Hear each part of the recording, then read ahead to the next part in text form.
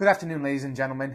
Jeremy Johnson here with Journey Home Realty, here with your monthly market update for the month of March.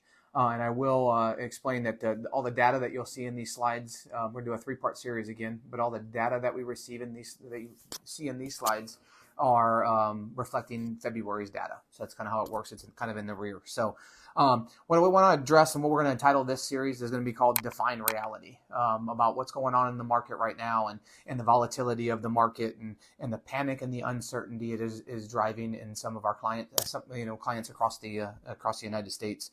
I'm going to start out with this chart here that kind of shows, and we showed this chart last month as well, when we were down in the high fives and we were saying, hey, it's a good buyer demand. And then over the last 30 days, you can kind of see it creeped up to, it touched 7% in February for a 30-year fixed loan and 6.5 for a 30-year VA loan. So you can see what that does. And the measure of fear and volatility in the market causes, it weakens the buyer's demand just because they don't know what's going on. We addressed it last month that, the fear of, hey, are we having a housing crisis again? Like we did in 08, 09, and 2010, and the answer is still no. We just have way better lending practices, as I mentioned last month.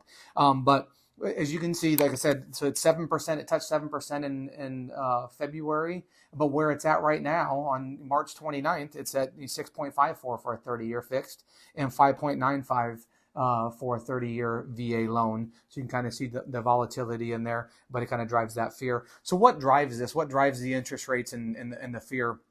And that can be answered by this next slide. The 30-year mortgage rate, it drives off the 10-year Treasury yield. So you take the Treasury yield and you add, we'll talk about it in a minute, you add a spread to it, and that determines your mortgage rate. So you can see here how just this year alone in 2023, how it's kind of been on an uprising. I'll show you over the last 50 years in the next slide here. That shows the true point that the 10-year yield follows the 10-year yield follows the 30-year mortgage rate, and you can see that average gap was 1.72. So 1.72, again, I take the average 10-year yield and add 1.7 to it, and that determines what your 30-year fixed mortgage rate is.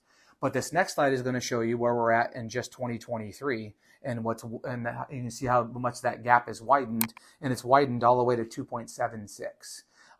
And so that has caused, again, as I said, measure of fear and volatility and what's going on, and clients just wondering, what's this market going to do? And I'll tell you, there's a good quote here that I want to show you in this next slide by Sam Cantor, the chief economist from Freddie Mac, and he kind of explains why it happens.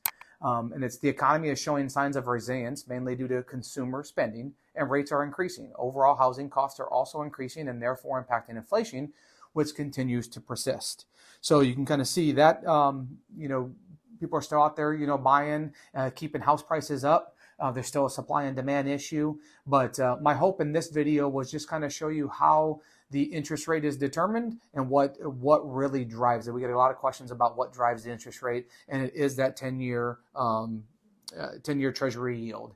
And we got in that gap, and you can see, like I said in that one slide, that over the last 50 years, it's typically 1.72%.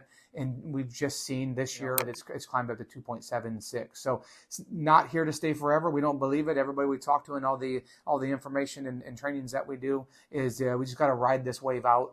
So I'd advise you, and we advise all of our clients that, things that you can do, and we advise our clients is to talk to lenders about the possibility of different types of loans. Adjustable rate mortgages is a possibility where you have a lower interest rate coming in for a couple of years and it can grow. You don't want to let those balloon, but talk to your lender about that as an option. And then 2-1 buy downs are really starting to hit the market pretty hard.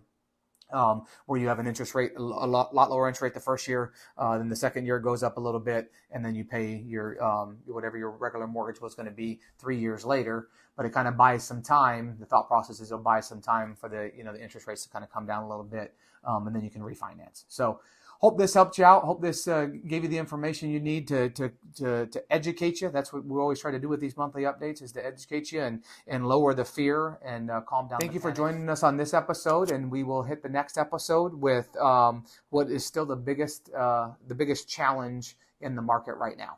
Thanks. Have a great day.